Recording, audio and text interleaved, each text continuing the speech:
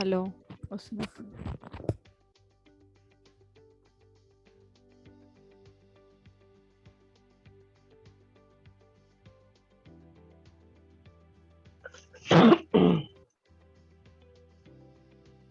Yeah, hello, can you hear me?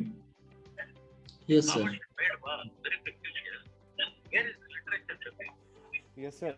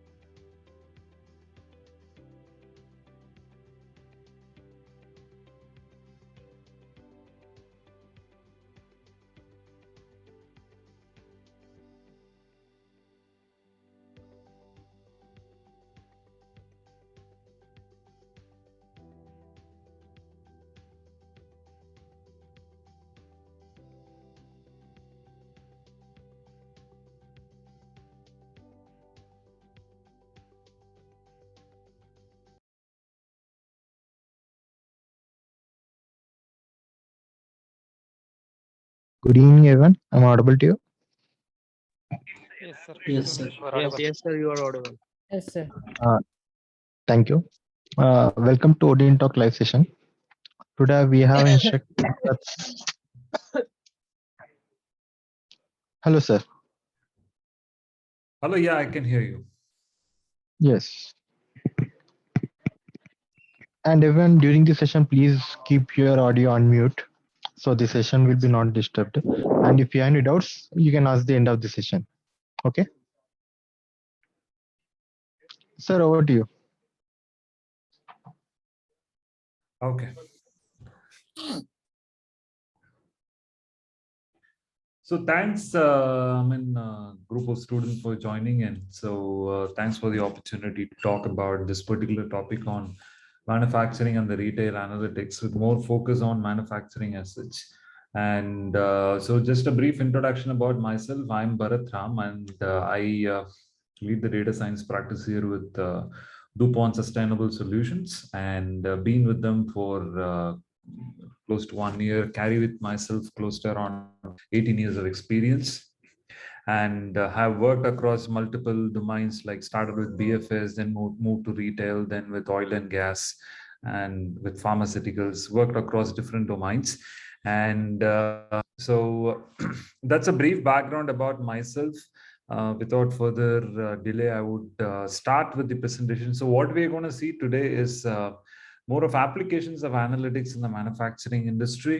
I'm not sure how many people here come with a manufacturing background, whether they're chemical engineer or a production engineer or a mechanical engineer. They might be able to appreciate this a little more, but nevertheless, it's more generic rather than very specific.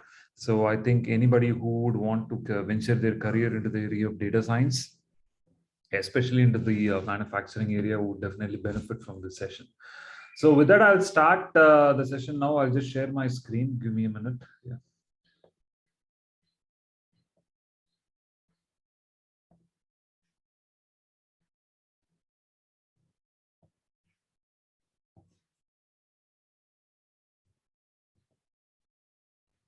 Let me know once you're able to see. Yes, sir. We are able to see you. Yeah, sure. Okay. So today's topic is more about applications of analytics in manufacturing and retail. I'll spend more time on manufacturing piece as such. So first, before going in there, right, what is the composition of students today in this call? I mean, how many of you from manufacturing? Any is there quite a lot of people or very less people, or what is it exactly?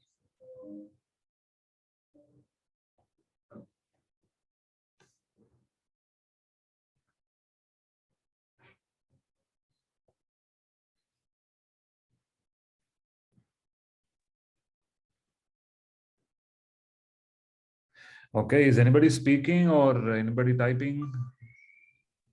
Yes, sir. I'm from mechanical engineering, Okay. sir. Okay, fair enough. So fair enough. I see people from MBA, EC. Okay, great. So we have quite a few crowd. So what we will do is currently we look at the basic trends in the manufacturing analytics space, right? Some of these might be jargons to you, but feel free to ask the questions towards the end of the session. More than happy to answer them, right? If you look at the trends today in the manufacturing analytics space, the first one is on the connected services. So what is connected services, first of all? Connected services, any guesses on what is connected services?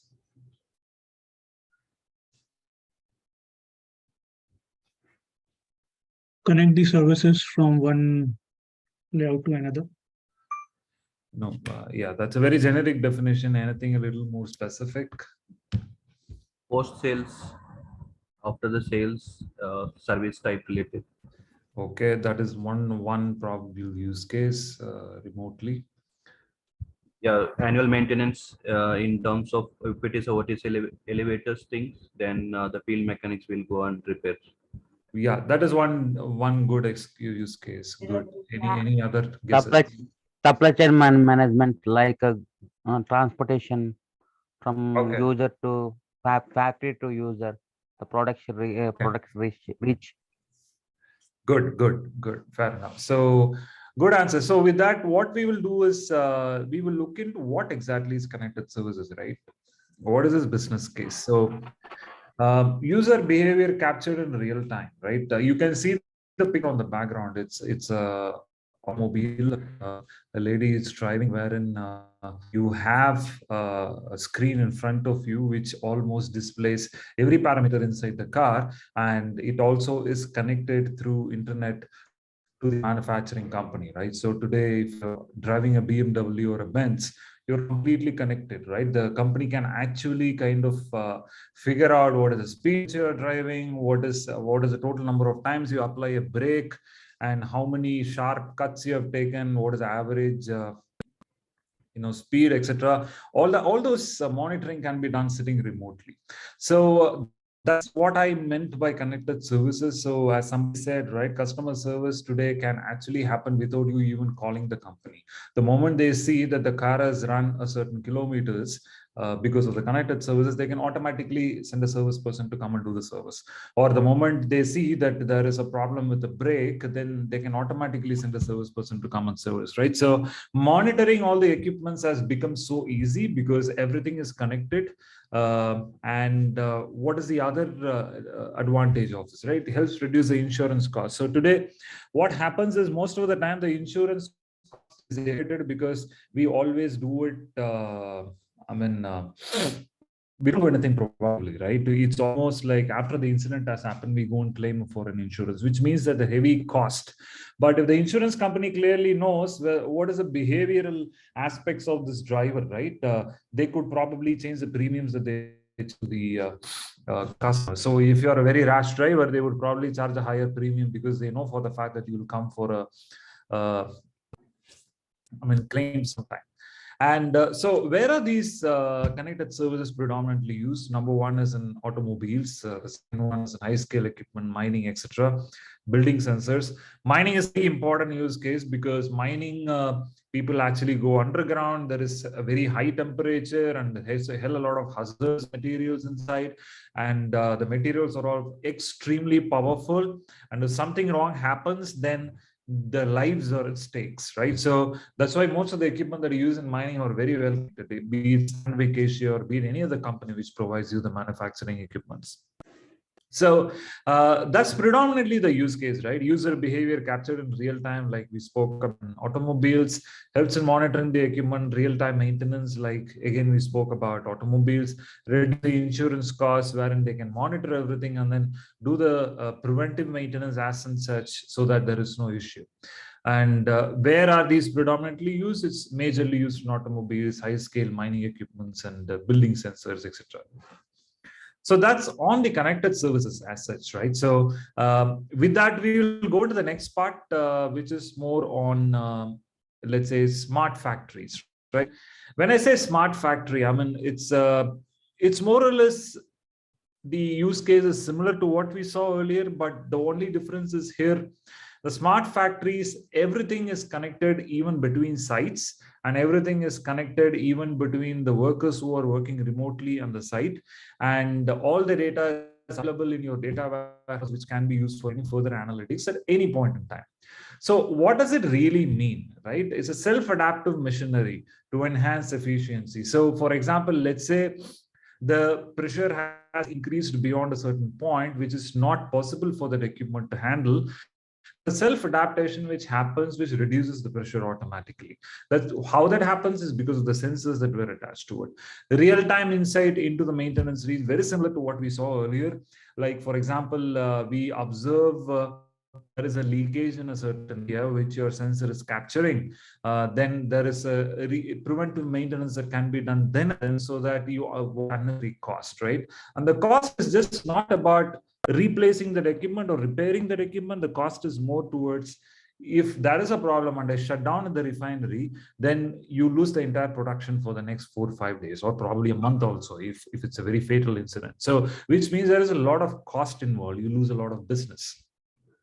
So that's very important for a business. So that's the reason why real-time insight to maintenance is important. The third one is robotic process automation, 3D printing and digital twin, right? Robotic process automation is nothing but kind of automating everything that happens inside the data aspects as part of it.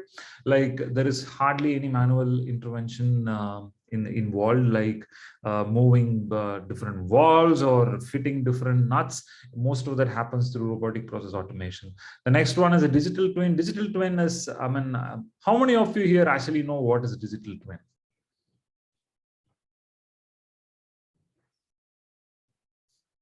Any guesses on what is digital twin?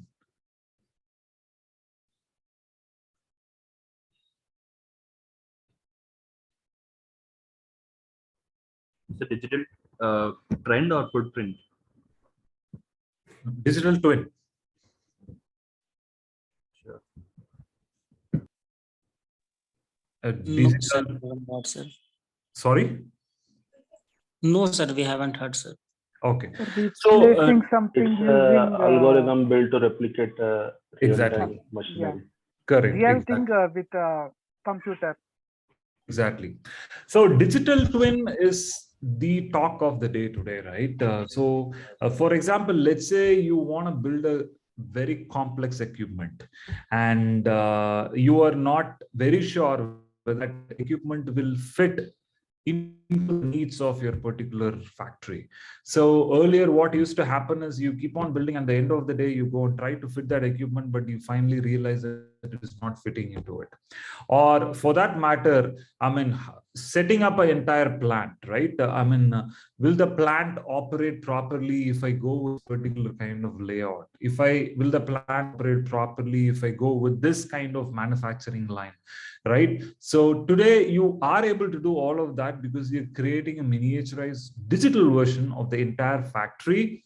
As somebody has rightly said, it's more of a virtual reflection of your entire refinery. When I say virtual reflection, is just not an image. You can also simulate different scenarios which are happening, right? Anything that is non-physical can be simulated and could be understood whether it will actually work when the real thing happens. So digital twin is a talk of the day. I would suggest you people to kind of go and read a little more about it, because today most of the factories venture into digital twin before they go into any of the physical commissioning of the plant. The last one is on the IIoT and the wearables. IIoT is nothing but industrial IoT, which means that the data that is coming out of different sensors, right, is captured at regular time intervals. 1 second, 5 seconds, or 50 seconds. The next one is wearables. The wearables are predominantly the wearables that you get from an Indian parlance. You have companies like Geo manufacturing it, and from a broad perspective, you have something called a Google Lens kind of wearables. Plus, in a typical factory, even your PPE that we're wearing has a lot of sensors attached to it. The helmets that you wear has a lot of sensors attached to it, which kind of measures the temperature, pressure, etc. Why is this data important? Because I can sit remotely and measure the health conditions of the employee, right, and understand whether he's actually fit enough to work. So I can do that remotely sitting today. That's what essentially is comprising into these smart factories, right? You have all these factors like your virtual reality, simulation, augmented reality, artificial intelligence, cloud computing, wearables, etc., all blending together to make a smart factory, which means that today you can actually run an operation sitting virtually in one location, right? You just need some operators to go and run the refinery, but the heads can actually sit remotely and monitor how things are going.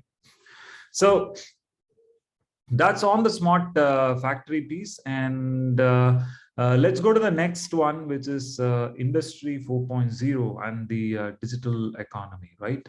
The fourth industrial revolution. So today we are actually sitting in the fourth industrial revolution. What it essentially means, as you could see here on the ladder, Industry 1.0 is more about mechanization. Then the next one is mass production, followed by automation. Then today we are sitting in cyber physical systems, IoT. So Industry 4.0, it kind of bridges the physical and the cyber world. Digital twin is one very good example of that. The next one is the flexibility and mass customization. And today you can actually customize the products according to the need of your customer, right? Be it B2B or B2C. We are today in a scenario where you can actually build a particular, let's say, a particular based on the needs of a particular customer. Earlier it used to be more of a mass production, but it just become more of a customization. And the last one again on cloud and edge computing. Edge computing is nothing but trying to compute everything in the edge which is near to your industry, rather than taking everything into the central point, which might require a lot of bandwidth and a computing time. So that's predominantly on the Industry 4.0. I think there is quite a lot of material on the net also, where you can go and read about what exactly is Industry 4.0. And the next one we talk about is the sustainability. I think this is very important today, right? The sustainability, ESG, these are all the terms that people talk about today. You would have also seen a lot of conferences happening where India has represented on COP24, where there's a climate protection thresholds, climate protection targets, etc. So that's predominantly on the sustainability piece. What it really means, sustainability consists of 3 areas, right? One is environmental, which is more towards protecting the environment, reducing the carbon emissions, etc. The second one is social, and where it's more of trying to do something to the society around you, or trying to do something to the employees who work for you. The third one is on the economic front, is where are you actually elevating the lifestyle of the people who work for you, or the lifestyle of the community which works for you. And So the second part is on the carbon footprint, which is more towards the environmental aspect, and biodiversity, waste management. How you will be surprised today, analytics is used quite a lot on the waste management piece to kind of figure out what right time that you will have to kind of go eliminate all the waste in a certain place. You have sensors which can actually measure what is the liquid waste, which is the what is the solid waste, and then kind of can give alerts so that they can come and eliminate the waste in a particular location. It can also count the number of articles which are there in the waste, right? It can count what particular article is also there. So analytics has gone to such an extent that it can count, it can tell you what is the liquid and the solid of the waste, whether it's toxic, etc., using sensors, right? Which is extremely good. And next one is workers' health and safety. This is where my company does a lot of work, wherein we deal with a lot of employee data. When I say employee data, not data related to their payrolls or number of leaves they've taken, it's more related to the health and safety. What is the temperature conditions in which they are working? What is the pressure conditions? I mean, how fatigued they are? I mean, how many ergonomic non-compliant ergonomic movements that they are doing, etc. So you get all these through the sensors that you have. So which means that with this data, you can actually kind of elevate the working style of these employees.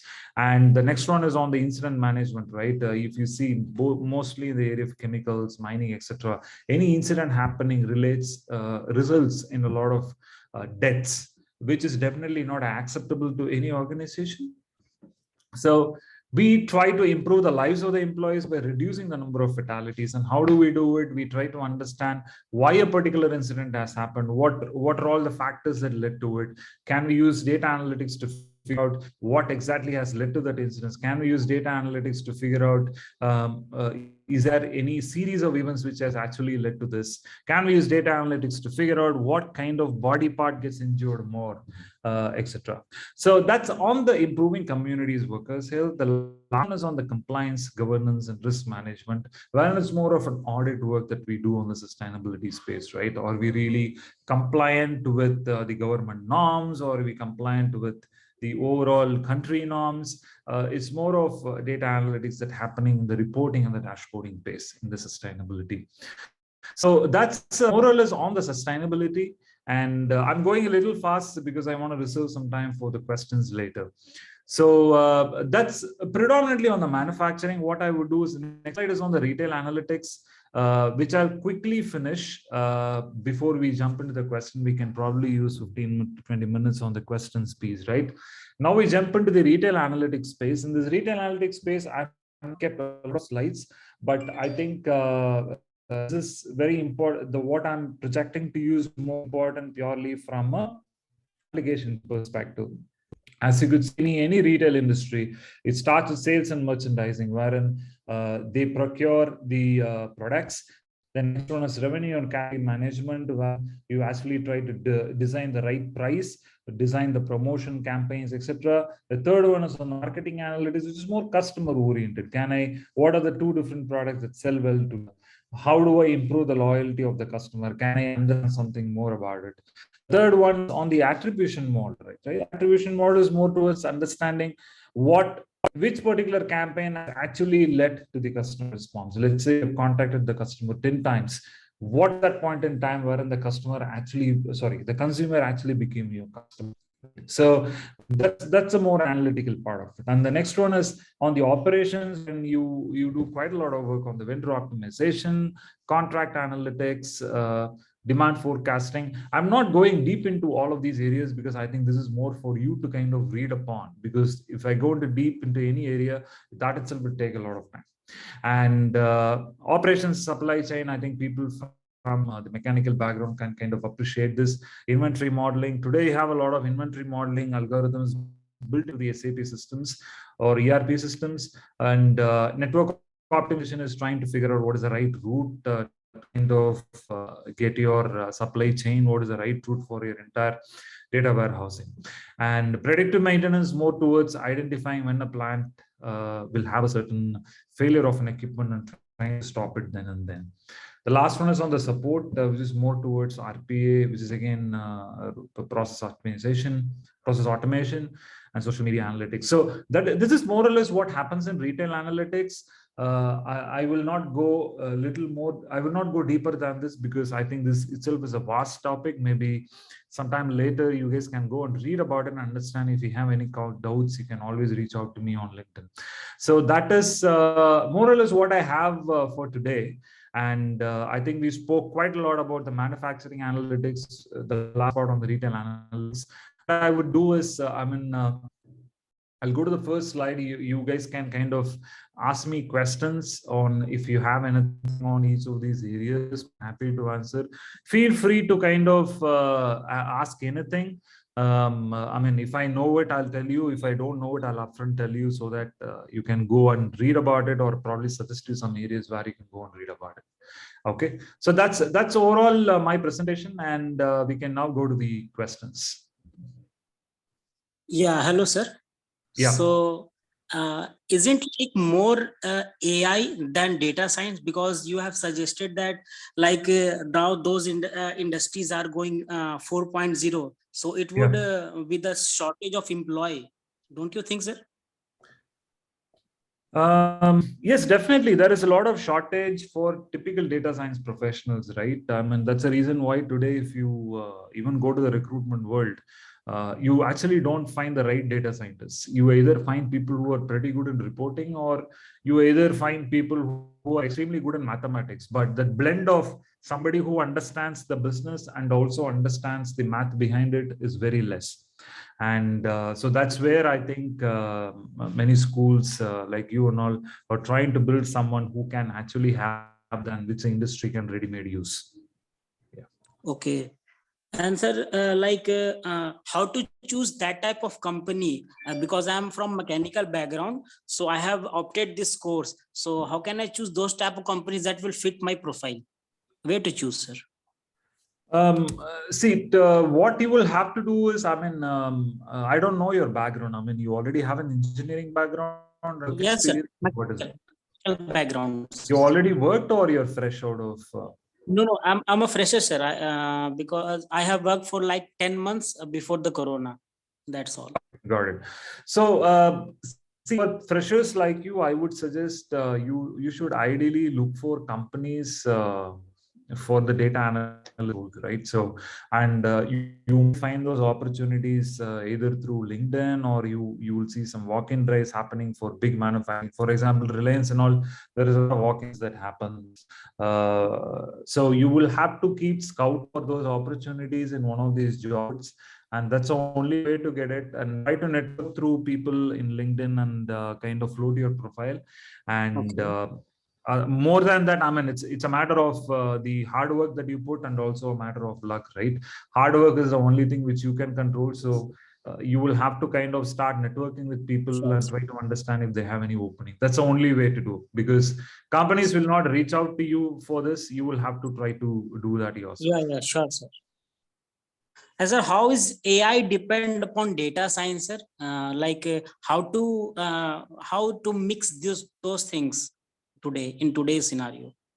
No, honestly, there is now no difference between AI and data science. Artificial intelligence comprises of data science, right? I mean, data science is just a subset of artificial intelligence. Artificial intelligence, apart from data science, it also has components like robotics and all that stuff.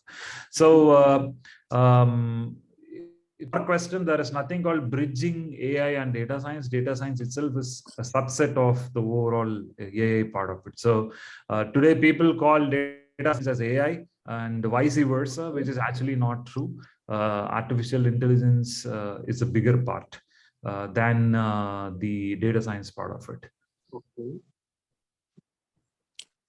Okay, sir. So we are learning a part of AI. So we don't need to take some extra knowledge of AI. No, I don't know what you mean by AI, right? What do you mean by AI? What do you mean by science, if you can tell me?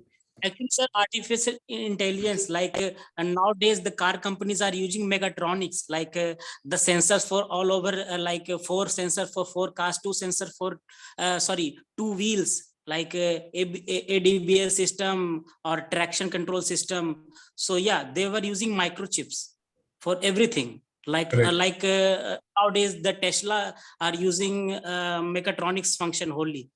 Correct. So the artificial intelligence. No, what you're talking about is the infrastructure part of it, right? You have equipments which can capture the data.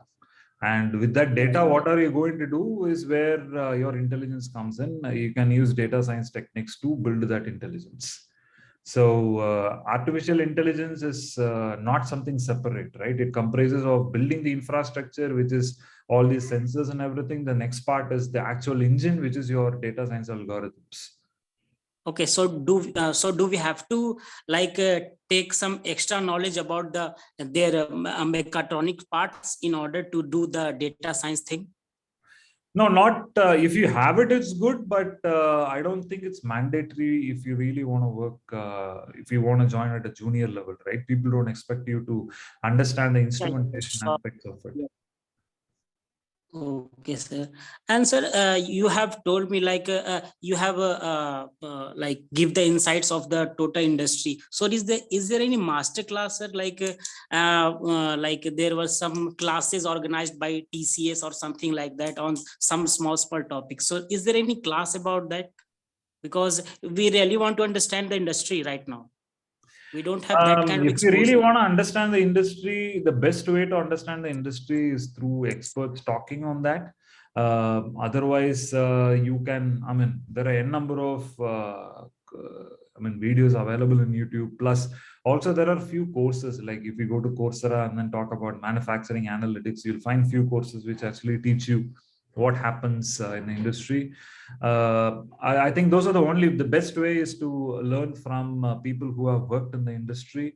And the next one is through learning through the courses. Okay, sir. And how can we reach you, sir? You have a you link. can reach out to me on LinkedIn in case. So I'm just typing my email drop. Just give me a minute. Yeah, sure, sir.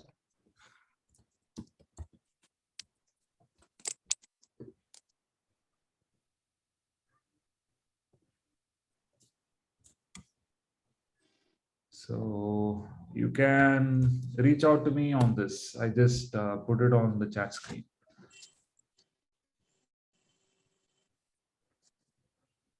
Okay. It didn't show, sir, actually. It's there on the chat screen. You can go and check. Chat screen. Actually, it is not there, sir.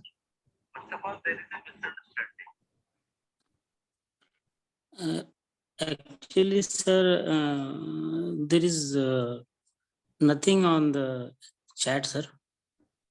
Hello? But I can see it. We are unable to see, sir. No, I posted a LinkedIn link.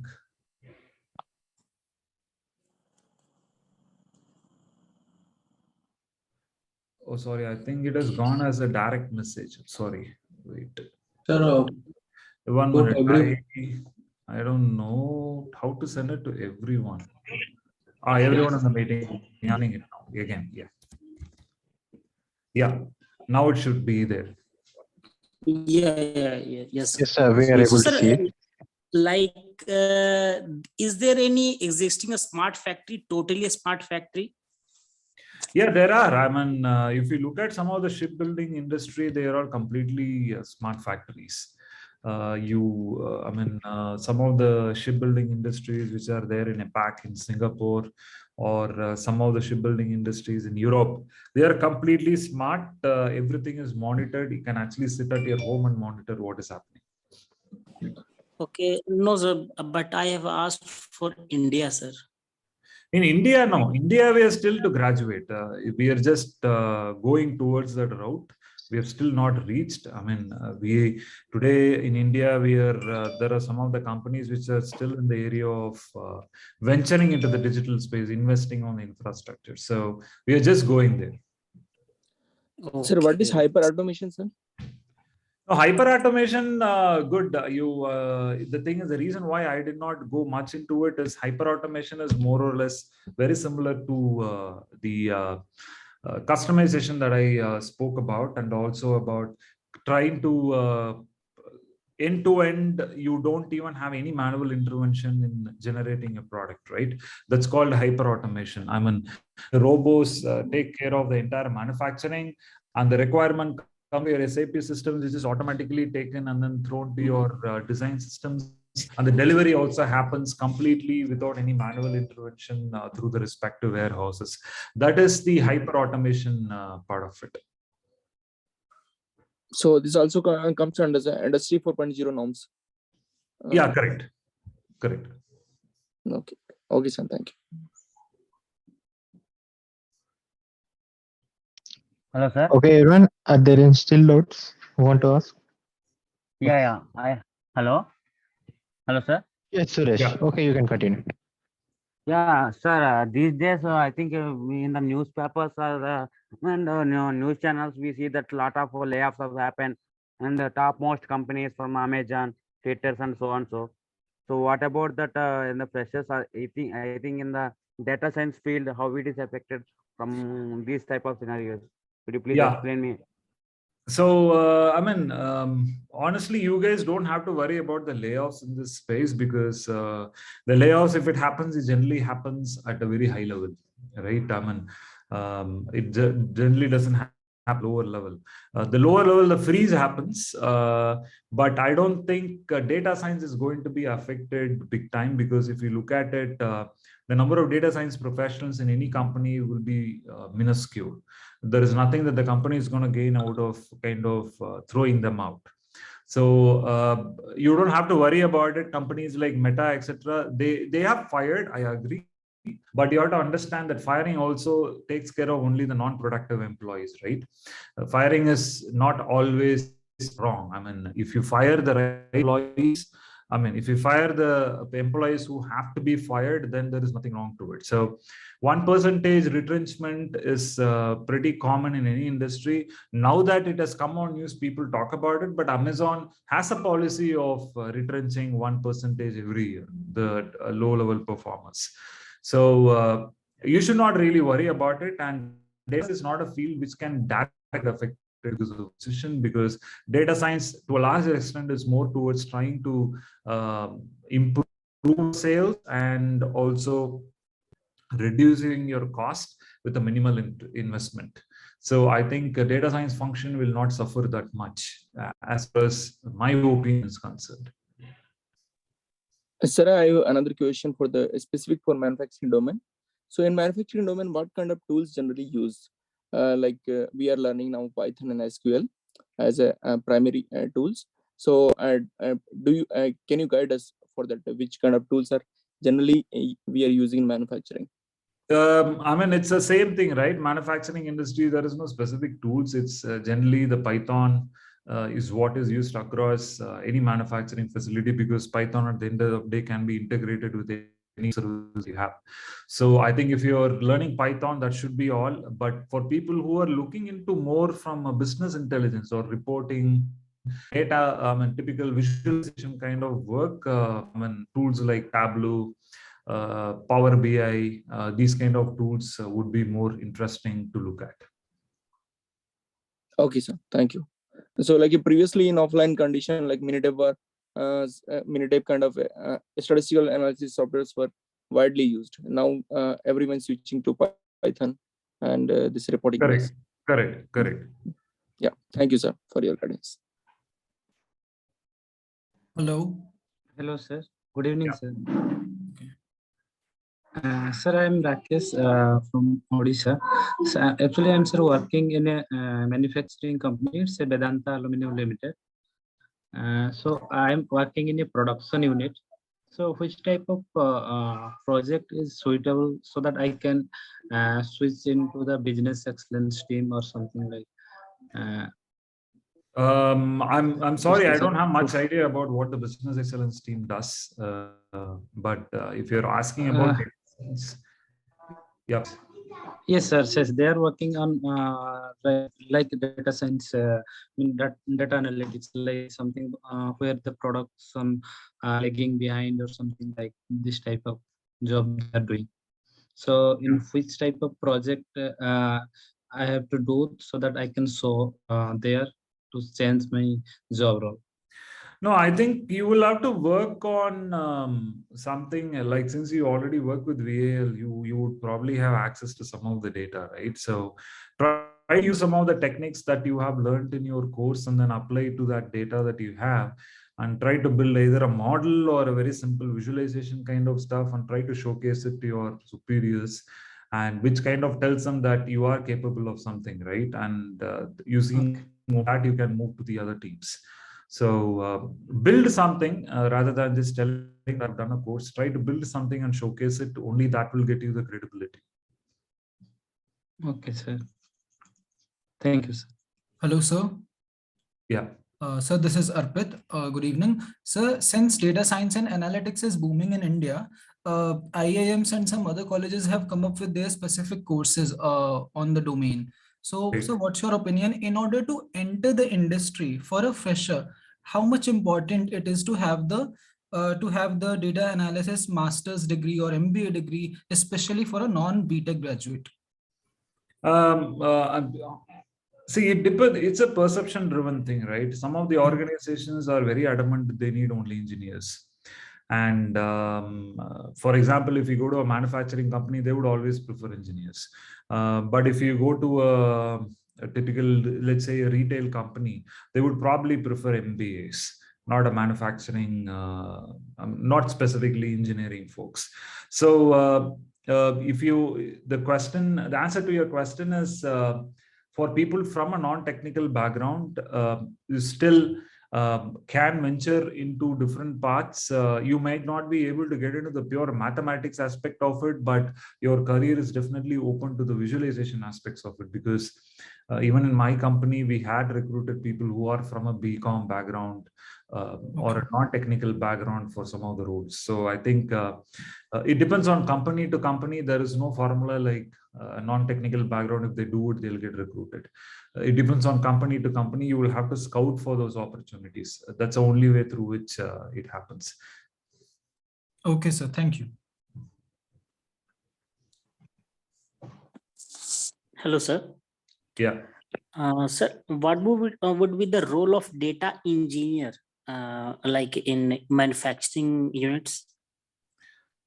Data engineer role is more towards, I would say, kind of building infrastructure, building the pipelines for the data. They don't go into the data science aspect of building the algorithms, but they work on data pipelining, ensuring that the streaming happens properly, ensuring that the data comes in the right format for the models to be consumed. That is what they do.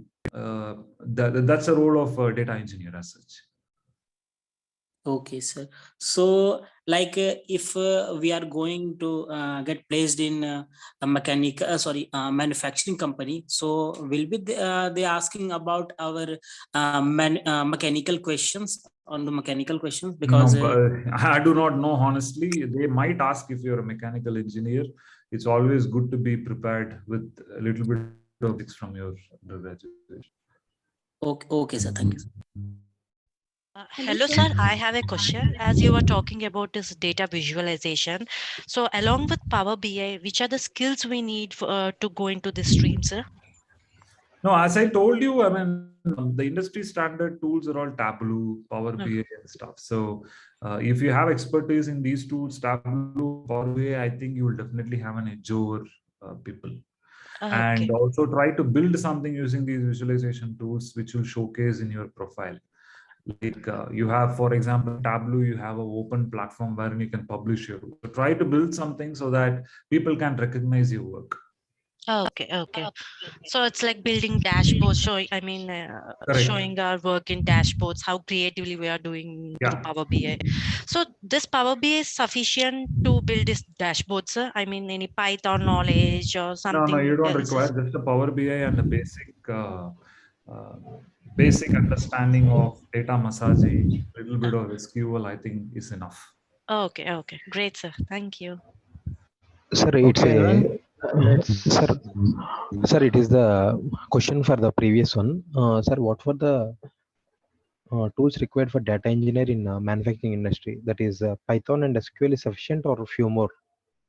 No, Python and SQL is sufficient, but data engineers, especially, they expect you to be aware of the cloud technologies, be it AWS or Microsoft Azure. You will have to be aware of the cloud technologies. And I mean, as a fresher, they don't expect you to do rocket science, but it's good to be aware of different technologies and have some understanding of different modules. ETL is also required, sir. Yeah, ETL is definitely required. Okay, thank you, sir. Okay, everyone, let's end the session at 7:45. If you have any doubts, you can ask for 3 minutes. Okay, Pooja, you can continue. So my question is that what is the role of data scientists in pharmaceutical manufacturing? Actually, I am from pharmaceutical background, so I want to know about it. Yeah, pharmaceutical manufacturing, I mean, it's predominantly to do with the R&D, right? I mean, you try and do a statistical hypothesis testing of multiple components together, whether it will work or it will not work. That is a major work in any pharmaceutical industry. Plus, also, you run a lot of simulation-driven testing to see whether your drug will fail or your drug will succeed. Plus, obviously, there is a lot of work that you can do from the marketing perspective to identify which physicians your drug has to be sold the most, or which particular region your drug is selling the most. Typical kind of modeling on the marketing side. But pharmaceutical industry, I think these are the ones where you can typically apply data science. Sir, please tell what is the data engineering importance in civil engineering? Sorry? Civil engineering, sir, civil engineering, data science importance. Your voice is not clear, Hari. Sir, what is, could you please tell what is the data science importance in civil engineering? Civil engineering, I mean, there is no data science application in civil engineering as such.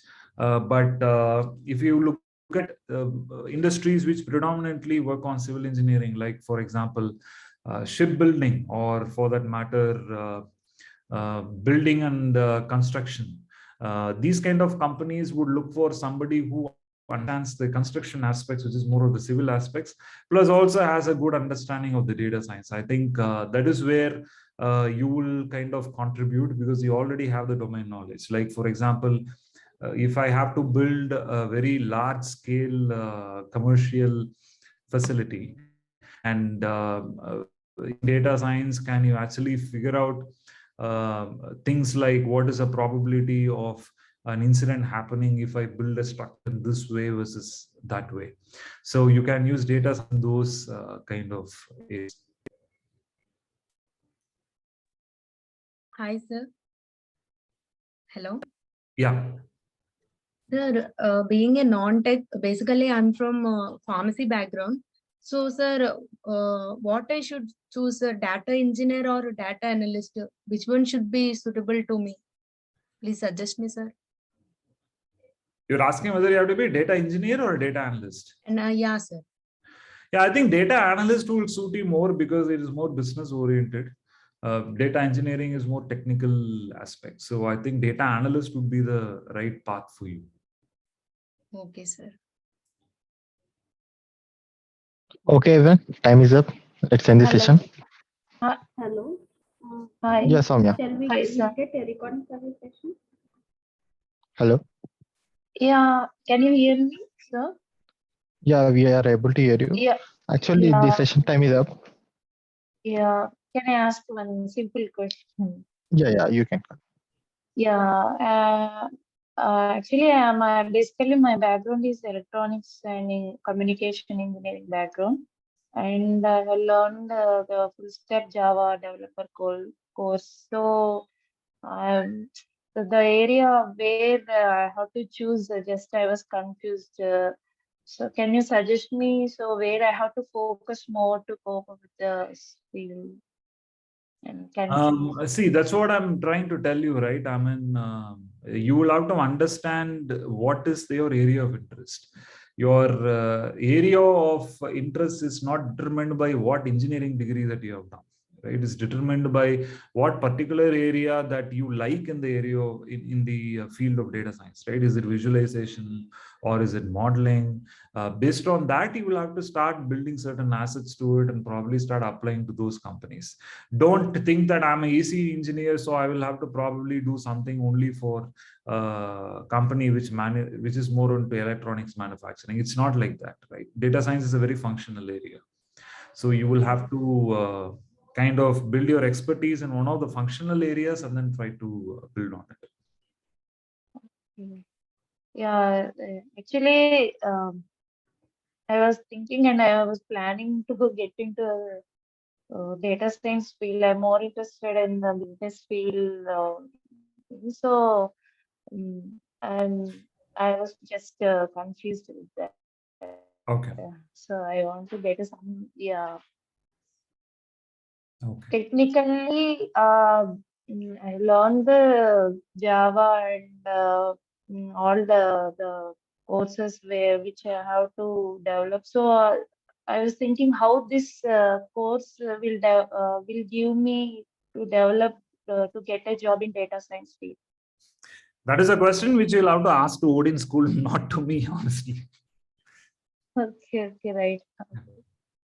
Yeah, fine. Yeah, thank you. Thank you, Thank you, sir. Yeah. It was fantastic to talk with you. Thank you. Okay. Okay, then thanks. Thanks a lot for people who joined in. I think it was a great conversation. I really like the questions that people had asked.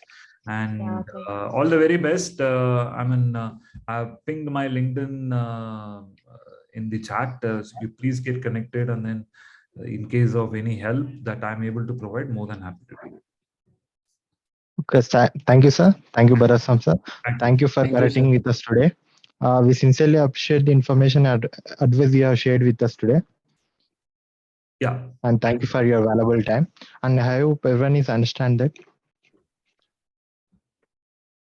Okay, everyone, let's end the session. Okay.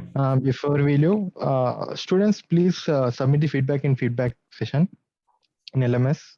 And 9 to 10 is you are satisfied with this section, and below it is you have some doubts regarding this. And if you have anything regarding doubts, please send a mail to success@odinschool.com. Thank you. Have a great day. Sir, will get any recordings for this session?